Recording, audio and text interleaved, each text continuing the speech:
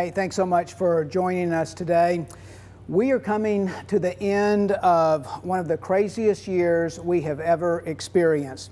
A year ago, in 2019, 2020 was being billed as this amazing year, and advertisers were challenging us to see the new year through this clear 2020 eyesight.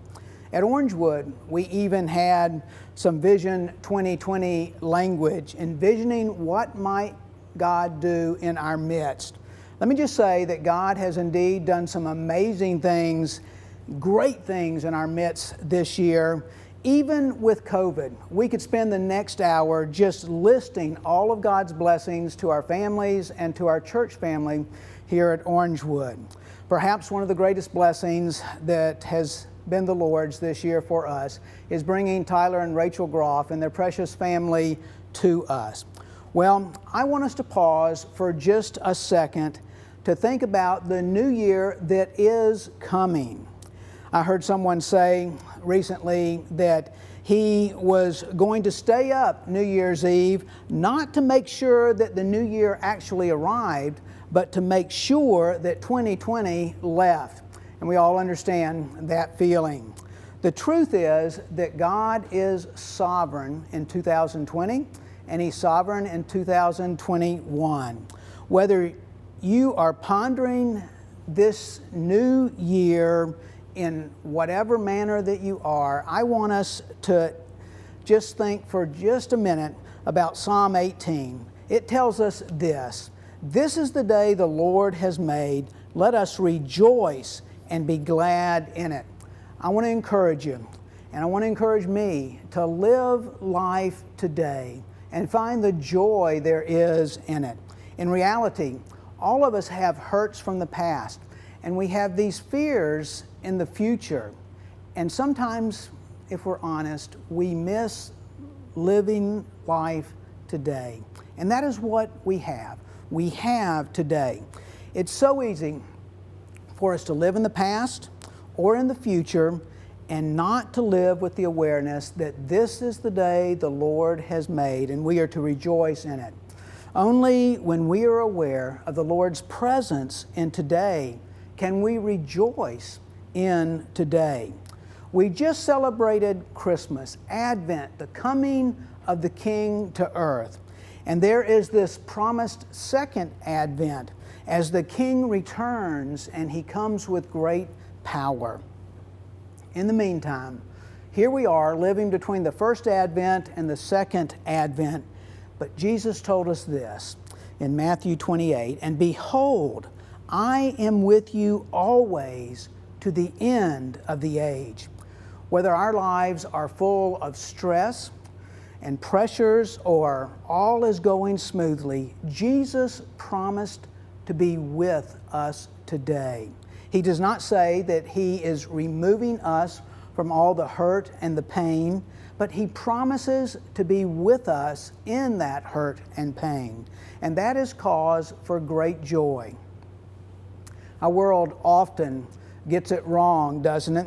Bette Midler sings these words: "From a distance the world looks blue and green, and the snow-capped mountains white. From a distance the ocean meets the stream, and the eagle takes to flight.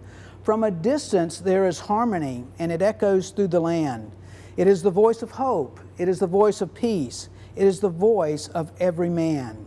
And then she sings, "God is watching us, God is watching us, God is watching us from a distance." Yes, God is watching us, but it's not from a distance. In fact, He is right here with us with everything we go through. Listen to Psalm 46. "God is our refuge and strength, a very present help in trouble." A present help in trouble. The key thought here is that God is on our side, a present help. God is for His people. In God's being a very present help in trouble, the incredible nearness of God is being stressed to us, as opposed to His being at a distance from us. because God is our refuge and strength, a very present help in trouble. The psalmist says this in verse 2 of chapter 46, "Therefore we will not fear, though the earth gives way, though the mountains be moved into the heart of the sea, though its waters roar and foam, though the mountains tremble at its swelling." We can be certain that our foundations are going to shake. We know that. It may not be the earth moving under our feet, but we have many other things that we have allowed to become foundations for us. It might be our money or our education or our charisma or our friends or you name it. But none of these things can be our refuge. Our foundations are going to shake. If they are anything at all except the solid foundation of an all-sufficient God, our footing must be upon the solid rock of Christ. If you feel far away from God because your heart is stirring within you, grab that truth. Be led to the rock that is higher than you. And once you're drawn to that rock, you will find it to be a refuge and strength, even as the psalm writer did. But maybe you're asking, what about when I know Christ as Lord and I still feel that way? I'm going to say it this way. Preach the same gospel, the same good news to yourself. Child of God, no matter how faint-hearted you and I might feel, we must tell ourselves the truth that God is the rock that is higher than we are. He is our refuge in time of need. He is our very present help in trouble. Let me end with a thought from the same Psalm 46, as the writer goes on to say, "Be still and know that I am God." Be still and know that I am God. I, he says, will be exalted among the nations. I will be exalted in the earth. The Lord of hosts is with us. The God of Jacob is our fortress.